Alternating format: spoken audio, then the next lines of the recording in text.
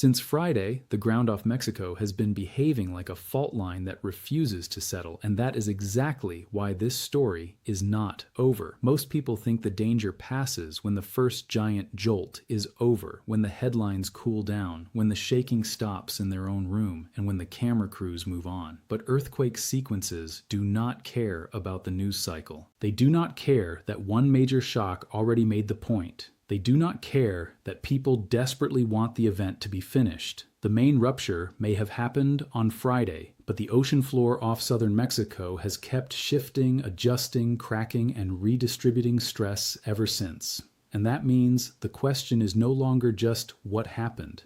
The question now is what happens next, how dangerous the continuing motion really is, and whether the most serious risk from this sequence is still hiding in the days that follow the first big impact. Friday's main earthquake was not some minor offshore tremor that only looked dramatic on a map. It was a magnitude 7.3 event centered about 58 kilometers west-southwest of Puerto Madero, Mexico, at a depth of roughly 18.6 kilometers. That is a serious earthquake in a serious tectonic setting, strong enough to command immediate attention from scientists, emergency managers, and anyone living along that stretch of coast.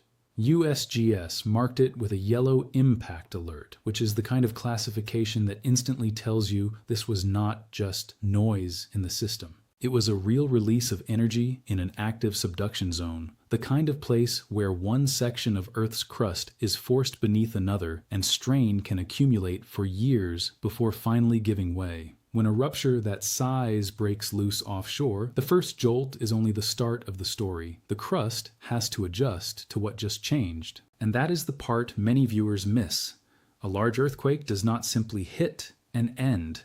It rearranges stress across a broad area. Picture a locked piece of the seafloor finally breaking after years of pressure. One patch slips, but nearby patches do not all instantly relax in perfect harmony. Some become less stressed, others become more stressed. Some sections that were already close to failure suddenly get nudged closer.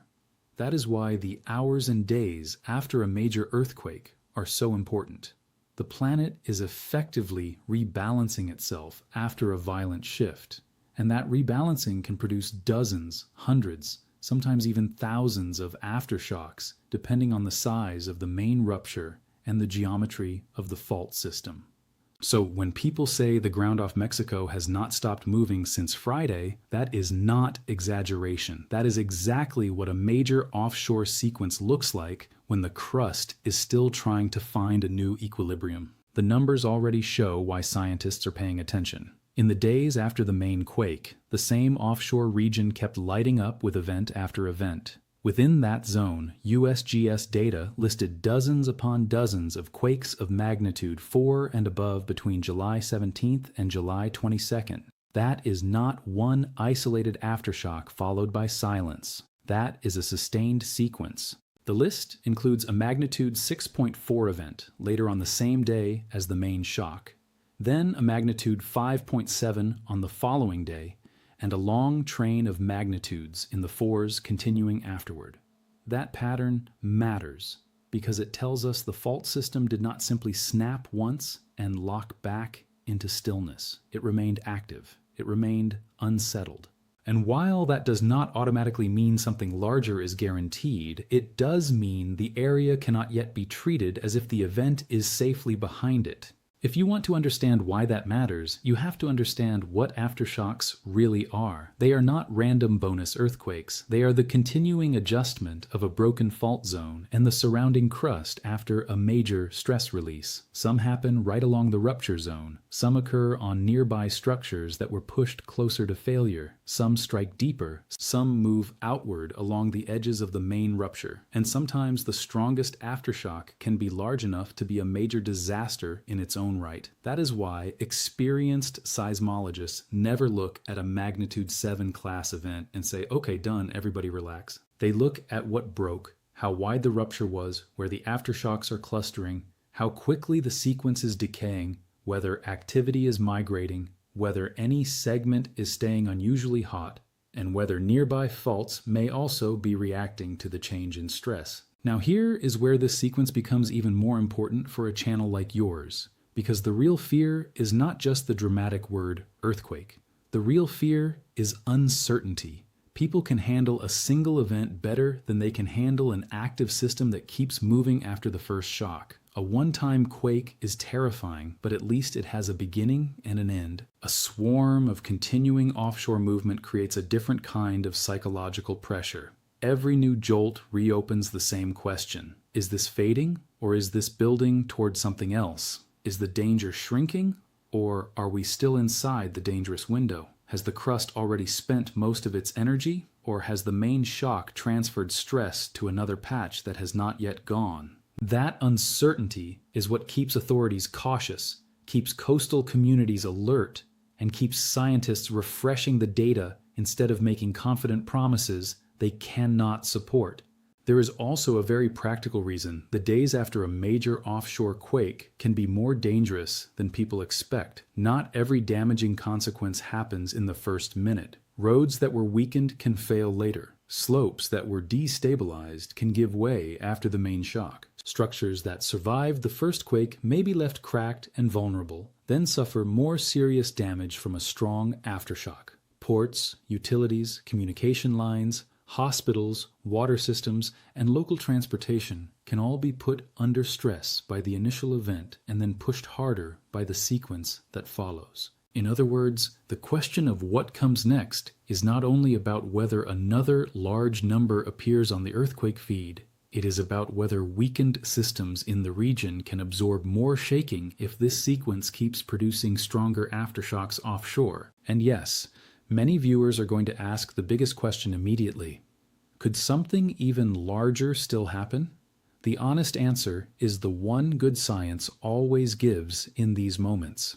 It is possible, but not predictable in the way people want. After a main shock, the most common pattern is for aftershocks to gradually decrease in frequency over time. That is the normal expectation. The sequence usually decays, but usually is not the same as guaranteed, and decays does not mean safe. A decaying sequence can still produce a very strong aftershock. It can still produce a quake that is frightening on its own. It can still surprise people who think smaller events mean the danger is basically over. This is exactly why earthquake experts avoid absolute language. They do not say the next quake will happen tomorrow. They do not say a bigger one must be coming. They say the crust is still adjusting, the risk remains elevated, and the data must be watched carefully. So, what exactly are scientists looking for now? First, they watch the rate of aftershocks. If the number of daily quakes begins to taper in a normal way, that suggests the sequence is behaving more like a typical aftershock decay. If activity stays unusually intense for longer than expected, or if clusters suddenly flare up in a new part of the zone, that raises new questions. Second, they look at magnitude distribution. A swarm full of smaller aftershocks is one thing. A sequence that keeps producing upper 5 or 6 class events is another. Third, they track location. Are the aftershocks tightly concentrated around the original rupture? Are they migrating toward the coast? Are they jumping westward, southward, or along the edges of the fault patch?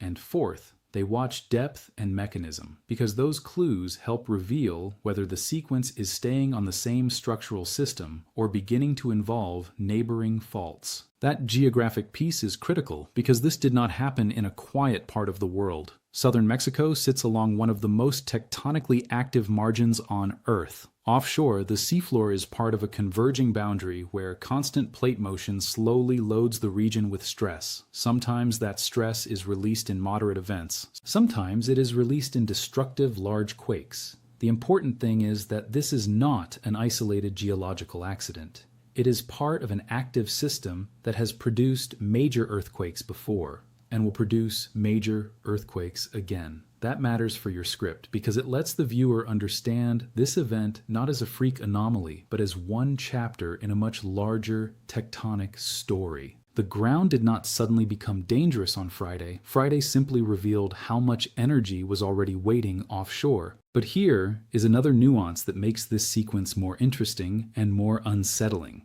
After a magnitude 7.3 event, people tend to imagine one clean break, like a single crack snapping through glass.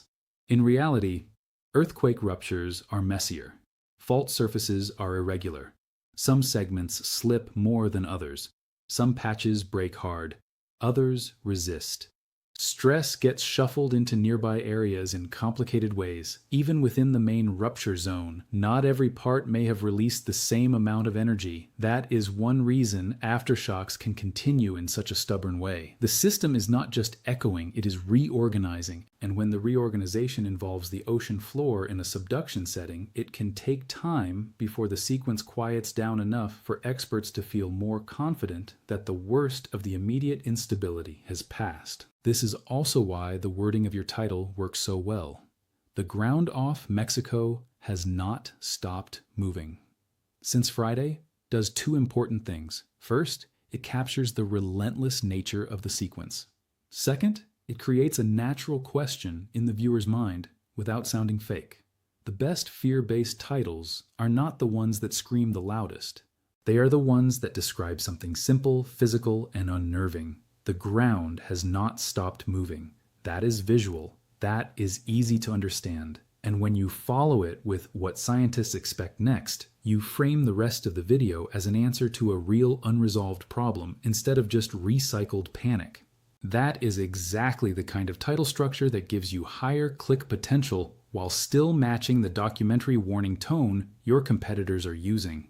Now let us get into what likely comes next in practical terms. The first and most likely outcome is continued aftershock activity for days and possibly much longer, with the frequency gradually dropping even though strong individual shocks may still occur. That is the baseline expectation. The second possibility is that the sequence remains unusually noisy for a while, with repeated 4 to 5 class events and maybe another stronger shock that is powerful enough to trigger fresh alarms and more damage concerns. The third possibility, and the one scientists always have to keep in the back of their mind, is that stress transfer could raise concerns on nearby fault structures, even if it does not produce a larger event than the main shock itself. Again, that is not a prediction of catastrophe. It is the reason caution remains elevated after large earthquakes, even when the first headlines begin to fade.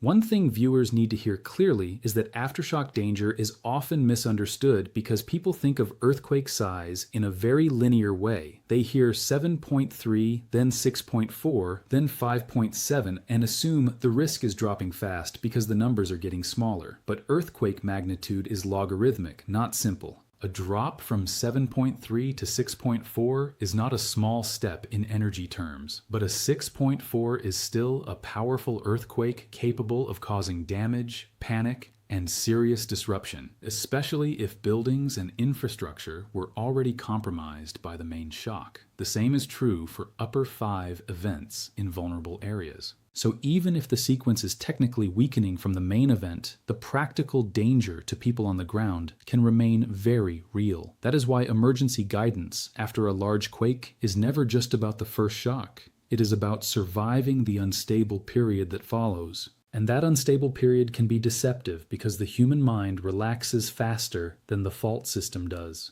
Once one night passes, then another, people start returning to damaged homes, stepping back into unstable buildings, reopening roads, restarting routines, and assuming the worst probably already happened. That assumption is exactly what makes aftershocks so dangerous. They hit tired people. They hit communities that are already stressed. They hit structures that may look intact from the outside while critical internal weaknesses have already formed. They hit at a time when attention naturally slips. If this offshore Mexican sequence continues to produce meaningful aftershocks, then the most important message is not only geological, it is behavioral. People are safest when they act as if the sequence is still alive, because scientifically speaking, it is. Another question that comes up quickly is whether the continuing movement means scientists missed something bigger building in the area. The answer is no in the dramatic Hollywood sense, but yes in the scientific sense that a major quake always reveals more about the fault system than we knew before it happened.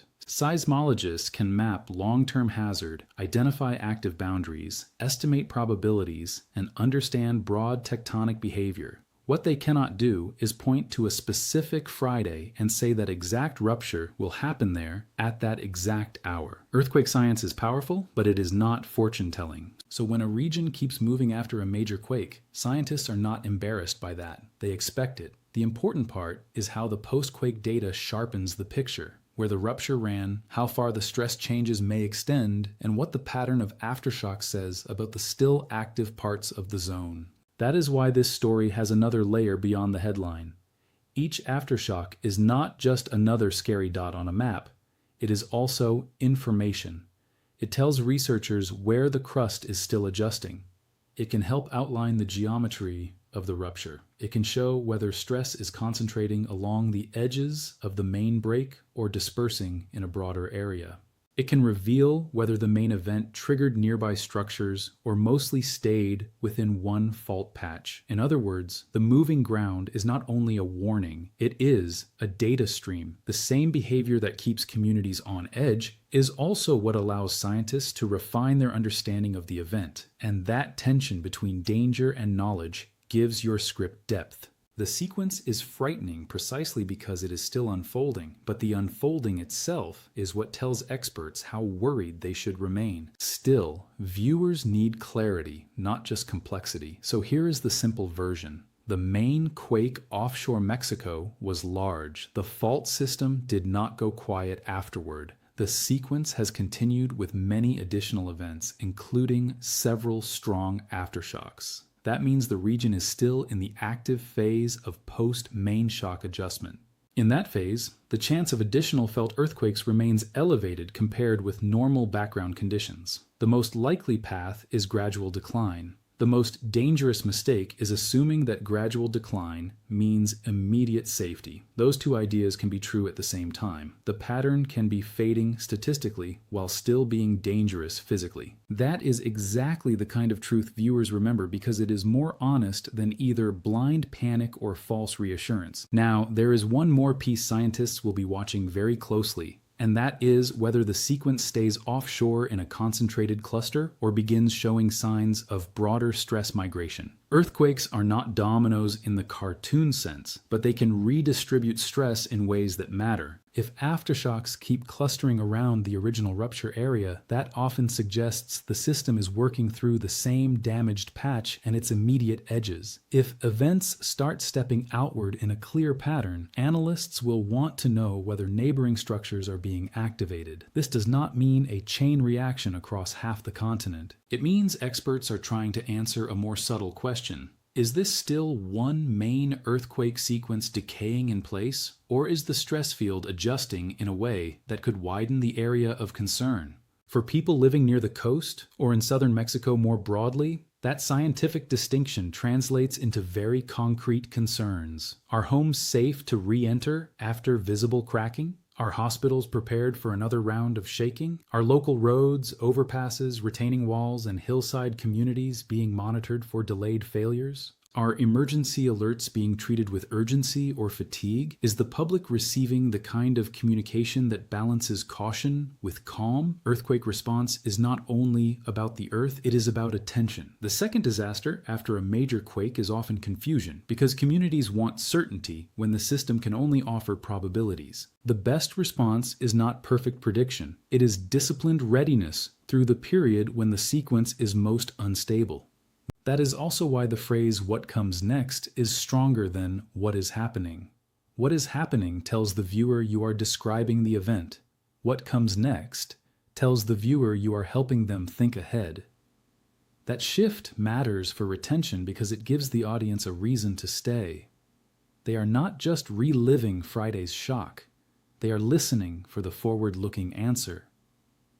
And in this case, the forward-looking answer has multiple layers. In the immediate term, expect continuing aftershocks. In the short term, expect authorities and scientists to monitor whether those aftershocks begin fading normally or produce additional strong events. In the practical term, expect that damaged systems remain vulnerable, even if headline intensity drops. In the emotional term, expect that fear and complacency will start fighting each other, and complacency is usually the more dangerous one once the cameras leave. Let me push that point one step further. A moving offshore fault does not need to produce a larger quake than the main shock to remain the dominant risk story. Sometimes the prolonged sequence itself is the story, because repeated moderate and strong aftershocks can grind down resilience, strain responders, complicate recovery, and keep vulnerable populations exposed to renewed danger. The public often measures hazard by the single highest number. Scientists and emergency planners measure hazard by the whole sequence. They ask how many more shocks might be felt, how long the unstable period may last, and what the condition of the built environment was before the main quake ever happened. That broader lens is what makes a serious earthquake breakdown feel smarter than ordinary news coverage. It is not about being louder.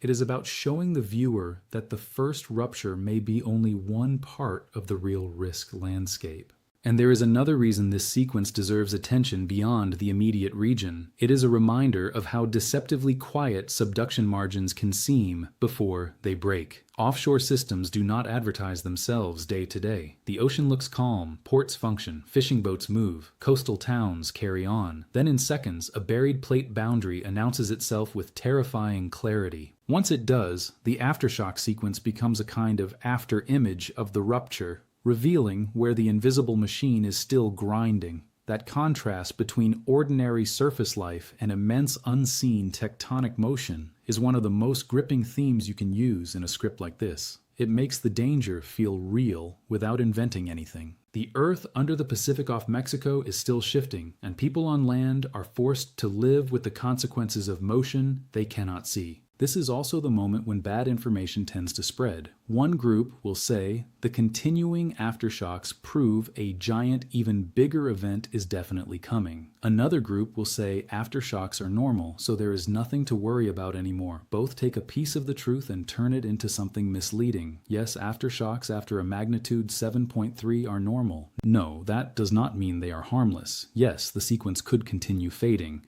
No, that does not mean a significant aftershock cannot still strike. Yes, the region is tectonically active by nature. No, that does not mean every pulse of activity is the start of an apocalyptic chain reaction. The real value in your video is cutting through those extremes. Viewers stay longer when they feel they are getting the serious middle ground. Alarming enough to matter. Careful enough to trust. So if we strip this down to the clearest possible expectation, here is what scientists would broadly expect next. They would expect the offshore sequence to continue generating aftershocks, while the daily number gradually trends downward overall. They would expect more quakes in the felt range. They would not rule out another strong event capable of causing fresh concern. They would continue analyzing whether the pattern stays concentrated near the original rupture, or evolves in a way that changes the hazard picture. They would remain cautious around damaged structures and vulnerable coastal infrastructure, and they would be very careful not to promise a neat ending date, because earthquake sequences do not end on human schedules. They end when the crust has finished enough of its adjustment to return toward background levels, and nature decides that timetable, not us. That uncertainty is exactly what gives the hook its power. Since Friday, the ground off Mexico has not stopped moving. That line works because it sounds simple, but it contains the whole emotional architecture of the story. It implies continuation. It implies unfinished danger. It implies a system still settling after violence. It implies that whatever began with the main shock has not yet fully run its course. And when you follow that with a calm, authoritative explanation of what scientists look for next, you create the ideal blend for long-form retention. Fear at the front, clarity in the middle, and unresolved but realistic caution all the way through. That is the formula your competitors keep using successfully. They hook with the feeling that something is still in motion, then they reward the click with structure, evidence, pacing, and repeated moments of renewed tension. If you want an especially strong middle rehook in the voiceover, this is where it lands. The biggest mistake after a major offshore quake is treating the main shock like the finish line. It is not the finish line. It is the opening break in a sequence that can remain dangerous after the most dramatic moment has already passed. That sentence resets attention because it corrects intuition. It tells the viewer the thing they thought was the climax may only have been the beginning of the unstable phase. And scientifically, that is exactly why post-quake monitoring exists. Authorities do not keep watching because they enjoy caution. They keep watching because the crust often has more to say after the first rupture, and sometimes it says it loudly enough to create a second wave of consequences. Now imagine the next few days from the perspective of people in the affected zone. Every small vibration pulls attention back to Friday. Every stronger aftershock forces a new judgment call. Was that only another aftershock, or was it the start of something larger? Is this building in the same area or shifting somewhere else? Are we finally tapering off or just pausing between stronger releases? This is why earthquake sequences are exhausting. They attack certainty. They turn time itself into part of the threat. A storm can be tracked moving across a screen. A wildfire can often be seen. An active offshore fault produces danger in pulses with silence in between. And that silence can be the hardest part, because silence tempts people to believe the danger has ended even when the data still says the system is active. There is also a deeper lesson here for anyone who studies hazard content. What makes seismic events so gripping is not only the force of the main earthquake, it is the brutal mismatch between human time and geologic time. For us, Friday feels immediate and dramatic, and then quickly becomes yesterday's news. For the fault, Friday was only the instant of rupture. The adjustment after that can go on long after public attention has drifted away. That is why your best script tone here is not theatrical panic. It is controlled urgency. You want the viewer to feel that the event matters, the sequence is still active, and the smartest posture is alert realism. That tone holds retention better because it feels like the audience is being guided through a live situation by someone serious, not exploited by someone trying too hard to sound scared. So, is your title okay? More than okay. The core idea is strong because it captures a genuine ongoing pattern, but the upgraded version is stronger because it adds the authority cue that channels like S-Zone consistently use to convert curiosity into trust. The ground off Mexico has not stopped moving. Since Friday, what scientists expect next gives the viewer both anxiety and direction. It says something unusual is still happening, and this video will explain the next phase. That is exactly what a high-performing earthquake title should do. It should not merely describe danger. It should frame unresolved danger and promise expert decoding. That promise is what turns a scary headline into a watchable one. And if this sequence behaves the way many major offshore sequences do, the next chapter will not be a sudden neat ending. It will be a gradual fade punctuated by moments that remind everyone the fault is still alive. Another felt shock, another update, another reminder that the crust has not fully settled yet. The danger window narrows over time, but it does not slam shut the moment the first quake ends. That is the message viewers need most, because it replaces either empty panic or false calm with a more useful truth. The ground off Mexico has kept moving because the main rupture changed the stress field and the region is still adjusting. What comes next is not guaranteed catastrophe, but it is also not instant closure. It is vigilance, monitoring, and a continuing chance of more shaking while the Earth works through the consequences of Friday's break. And that is the final takeaway I would leave the audience with. The scariest part of a major earthquake is not always the first violent second that makes the headlines. Sometimes it is the long, unsettled stretch afterward, when the obvious disaster has passed but the hidden system is still in motion. Offshore Mexico has already delivered the warning. A magnitude 7.3 broke loose on Friday, and the days after it have shown that the region did not simply go quiet. Strong aftershocks followed. Dozens of additional quakes continued. The sequence remained active. So, if you want the smartest answer to what comes next, it is this. Expect the Earth there to keep adjusting. Expect more shaking even as the sequence gradually weakens. And expect scientists to stay focused until the data clearly shows that the fault has finally begun to let go of this moment. Until then, the story is not over, because the ground itself has not finished speaking.